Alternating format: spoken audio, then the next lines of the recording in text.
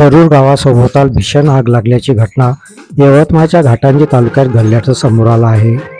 ही घटना काल रात्रीच्या सुमारास घडली। काल वातावरणात अचानक बदल होऊन सोसाट्याचा वारा वाहू लागला होता। यातच रात्रीच्या सुमारास घाटंजी तालुक्यातील जरूर येथे अचानक आग लागली। सोसाट्याचा वारा असल्यामुळे आगीने क्षणार्धात रौद्र रूप धारण केलं आणि पाहता पाहता या आगीचा वणवा हा जरूर गावाच्या दिशेने पसरू लागला। जरूर गावालागत असलेल्या नाल्यापर्यंत ही आग येऊन पोहोचली।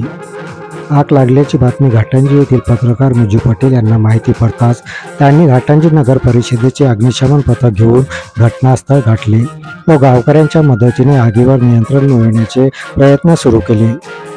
अखेर गावकरी व अग्निशमन दलाच्या अथक परिश्रमानंतर आगीवर नियंत्रण मिळवण्यास यश आलं।